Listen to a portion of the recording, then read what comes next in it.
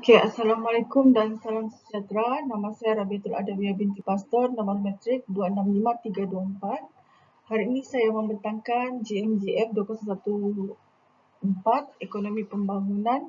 Tajuk tugasan saya ialah isu pembangunan yang bertajuk Sekuriti Makanan di Malaysia. Okay, ini ada pengenalan.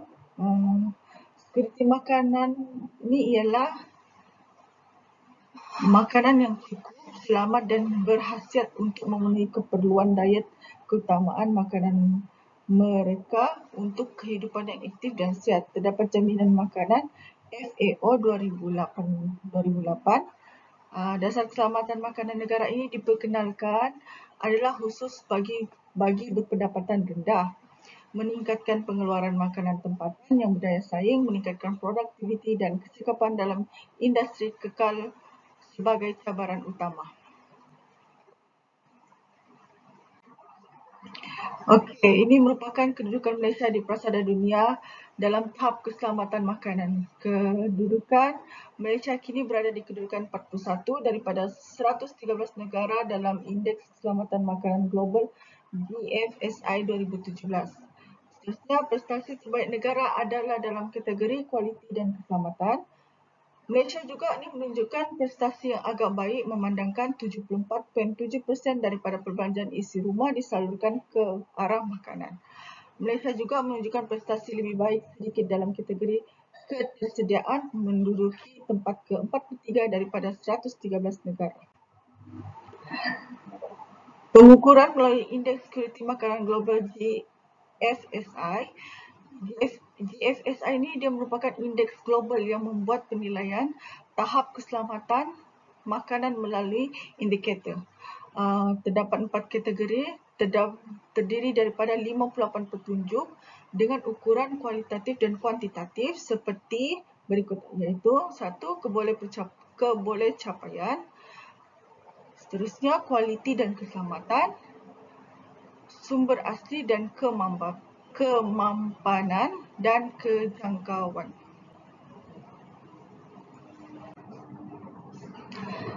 Untuk dasar keselamatan dan kemampanan makanan Malaysia, makanan di Malaysia ini meningkat kecekapan pengeluaran makanan memerlukan penggunaan sumber yang berterusan seperti wang, masa, tenaga, teknologi, pengurusan mahir, keselamatan dan kemampanan makanan telah menjadi tumpuan utama dalam dasar terkini walaupun tekanan di bawah beberapa dasar dan rancangan pertanian negara.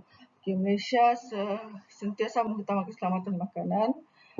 Sekuriti makanan sebahagian besarnya digambarkan sebagai penggantungan sepenuhnya kepada pengeluaran domestik. Kerajaan ini mencipta dan mengemas kini dasar keselamatan makanan negara sebagai tindak balas kepada kesan teruk krisis makanan 2007 sehingga 2008. Usaha penting untuk menyokong pembangunan pertanian mampan di Malaysia. Okey, sumbangan pertanian kepada ekonomi negara dan keselamatan makanan. Sumbangan sektor pertanian kepada KDNK, sektor pertanian Malaysia telah menyaksikan penurunan bahagiannya dalam KDNK negara apabila negara itu beralih daripada ekonomi pertanian kepada perindustrian. Walau bagaimanapun, ia tetap memberi sumbangan kepada ekonomi negara. Okey, seterusnya taburan penggunaan tanah dalam sektor pertanian.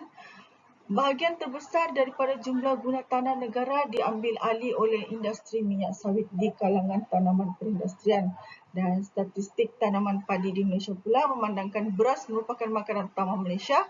Pengeluaran padi dan beras telah menjadi tumpuan usaha untuk meningkatkan sara diri. Antaranya dari 10% hingga ke 35% daripada jumlah keseluruhan beras yang diperlukan adalah disalur ke negara yang berhampiran seperti Thailand, Vietnam, Myanmar, India, Pakistan.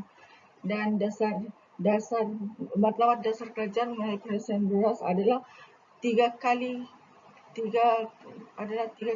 rendah.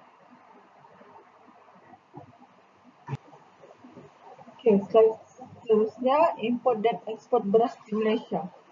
Malaysia bergantung pada import dan rantaian bekalnya sendiri. Malaysia mengimport hampir separuh daripada nilai pengeluaran beras domestik, manakala hanya mengekspor 1,000 MT sahaja. Dengan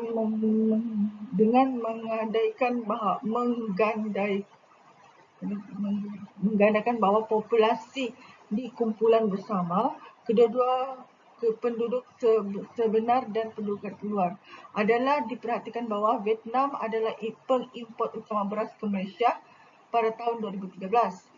Februari 2012 hingga Februari 2013, dalam tempoh setahun, import beras meningkat sebanyak 3.9%.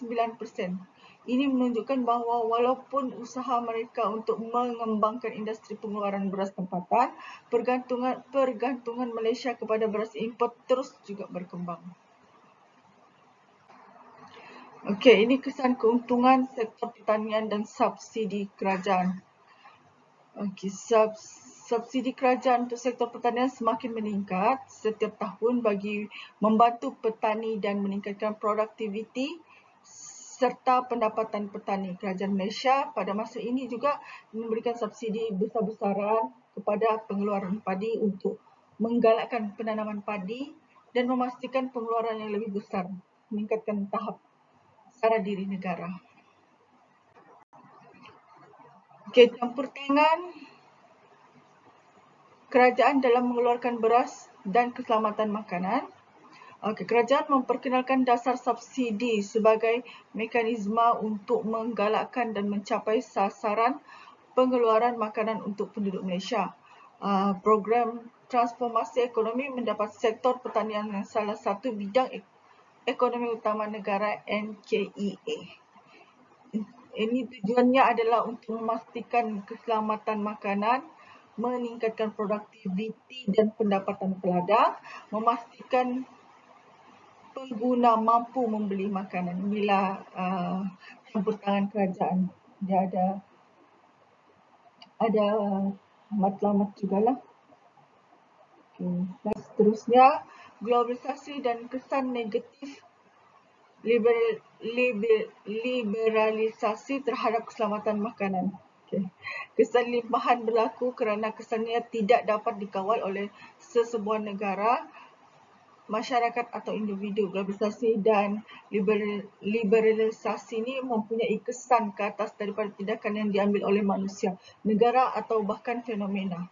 Keselamatan makanan yang lengkap tidak dapat dijamin apabila bergantung kepada pasaran untuk memenuhi keperluan import makanan domestik. Asia penyumbang lebih daripada 90% pengeluaran dan penggunaan. Keselamatan makanan dipenuhi oleh masalah global. Seterusnya, cabaran pelaksanaan dasar sekuriti makanan.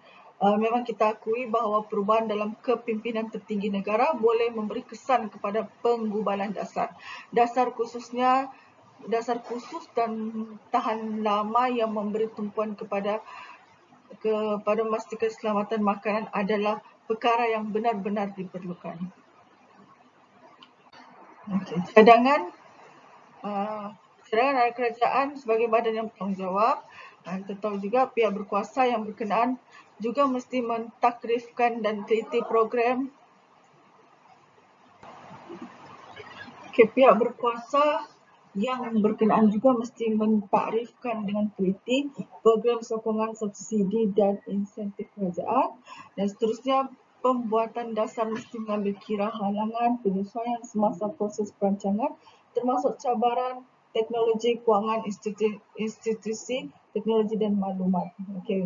Kerajaan jangan memain peranan lupa malas, dan itu langkah-langkah mitigasi yang sesuai amat diperlukan untuk mengekalkan kesan negatif kepada perubahan iklim. Seterusnya, ini terakhir kesimpulan. Masyarakat mempunyai akses fizikal dan kewangan kepada makanan yang cukup, selamat dan berkhasiat untuk memenuhi keperluan diet dan keutamaan makanan mereka untuk kehidupan yang aktif dan sihat. Okey, setuju. Maka wujudlah jaminan makanan R&D kan untuk harus menghasilkan teknologi yang sesuai. Okey, Malaysia juga telah berjaya menjamin bahawa rakyat mempunyai akses kepada makanan yang berpatutan, sihat, sihat dan berkhasiat yang mencukupi. Okey, seterusnya walaupun ditekan dalam beberapa dasar dan rancangan pertanian negara, keselamatan dan kemampuan makanan telah menjadi tumpuan utama. Okey, penyokong mengukuhkan dan meningkatkan pembangunan pengeluaran makanan tempatan yang mampan. Seterusnya dan terakhir, ketidakamanan makanan adalah pengganggu sosial dan alam sekitar yang ketara dengan kesan serius terhadap kesihatan manusia dan kemampanan komuniti global. Okey, itulah wujudnya R&D harus menghasilkan teknologi yang sesuai. Untuk mencapai matlamat pembangunan yang mampan ini adalah penting untuk meningkatkan tabir urus keselamatan makanan dan seterusnya berdasarkan sistem makanan yang kukuh, saksama dan mampan. Okey, sekian dan terima kasih.